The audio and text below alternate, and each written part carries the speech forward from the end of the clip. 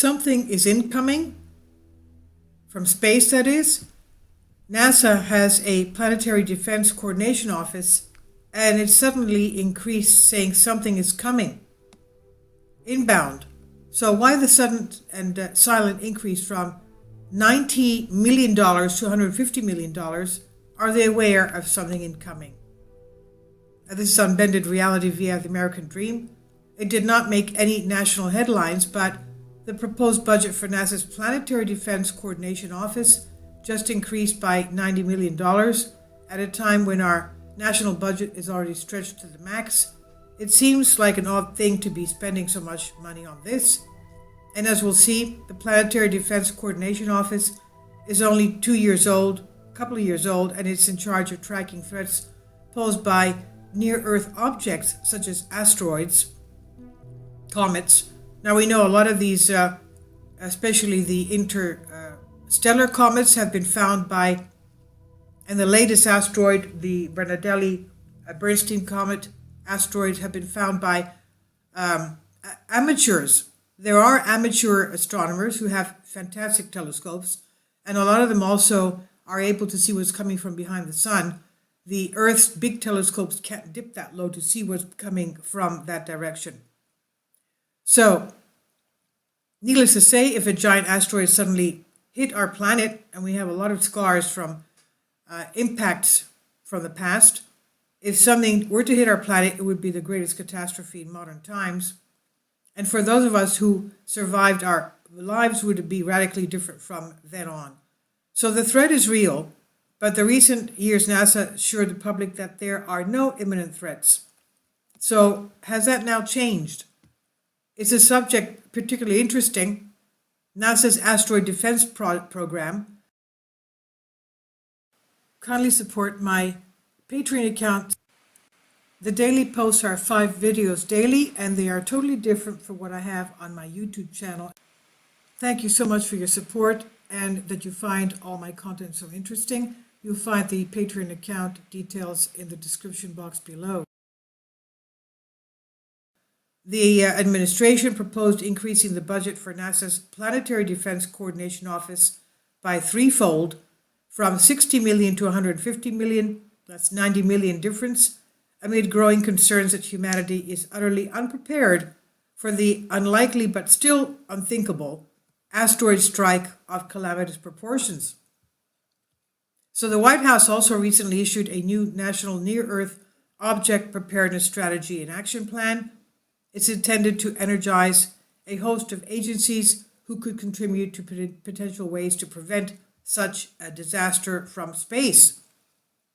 First of all, why spend $90 million if we don't have this coming in, we don't have any threat coming in? What should we be concerned about?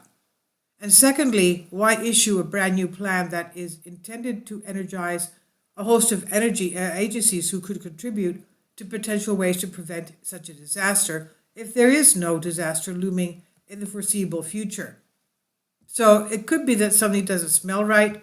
Of course, there are things coming in, and we're finding new things all the time. Now, according to NASA, there are more than 25,000 asteroids lurking out there that are 140 meters in size or greater. That's over 300 feet.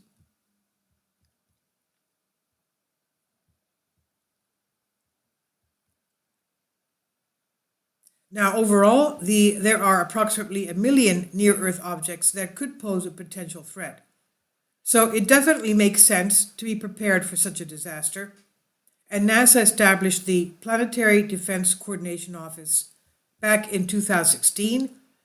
They said if and when the interplanetary asteroid apocalypse comes, NASA plans to be prepared. In a little noticed move, the space agency announced that it had created a directorate for, quote, detecting and tracking near-Earth objects. They're known as NEOs, end quote.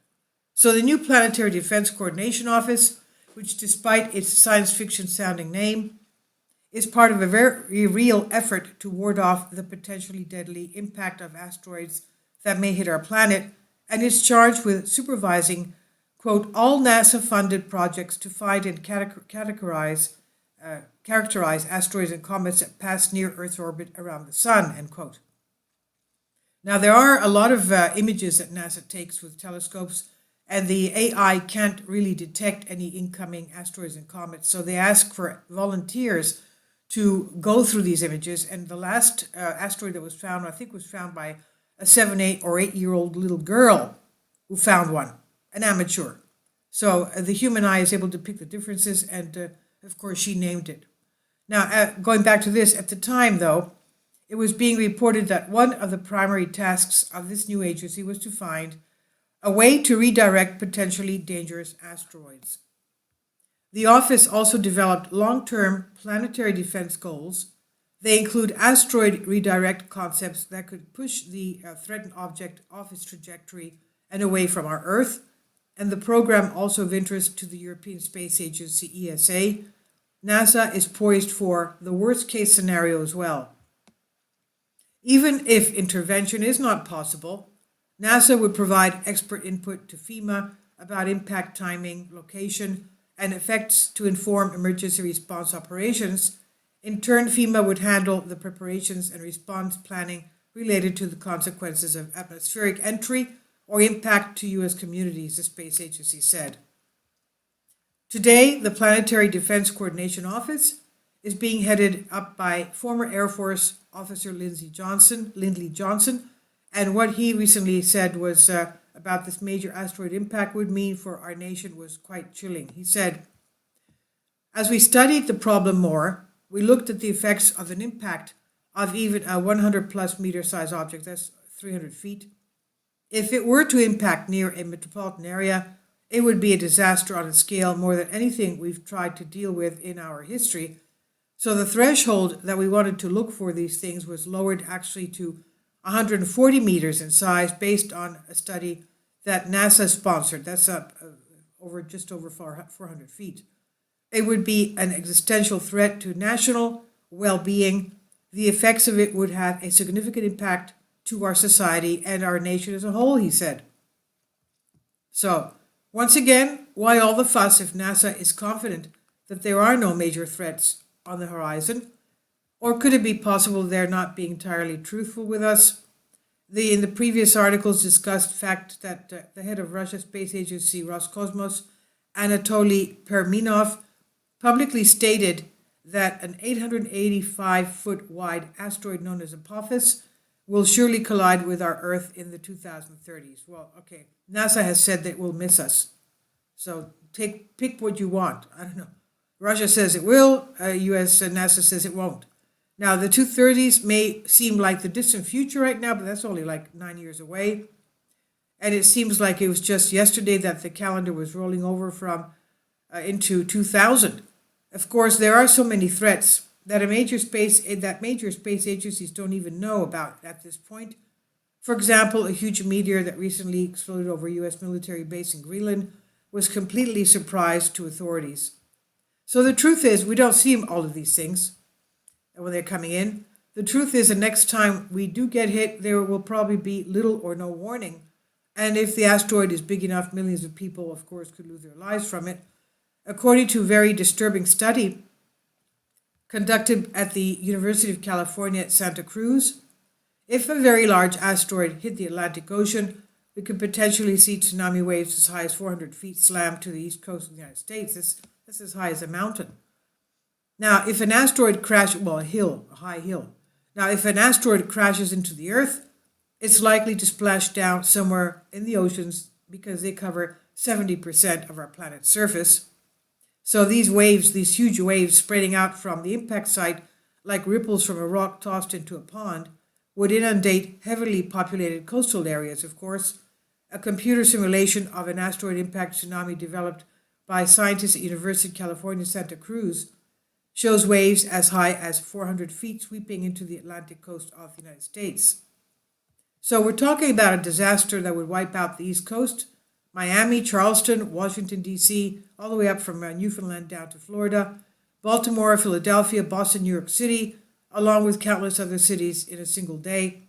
And as we know, over 25% of the U.S. population is in around those tri-state areas.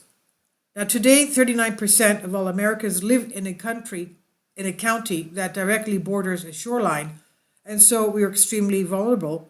Scientists assure us that it's only a matter of time before we see a major huge wave like this, one that devastated Japan back in 2011 from the earthquake. And even if no asteroid hits us in the near future, the crust of the planet is becoming increasingly unstable, particularly true along the Ring of Fire, as we have Hawaii erupting now at Kilauea. We also have La Palma erupting, and a number of volcanoes around the Ring of Fire erupting. Now, part of the job of the federal government is to, of course, protect us, and so NASA should be applauded for wanting to be prepared for such an event. They are being truthful. Are they being truthful about this to us? And if not, what is it that they're not telling us? This is by Michael Schneider, American Dream on Bended Reality. Please leave your comments. Thank you for your support.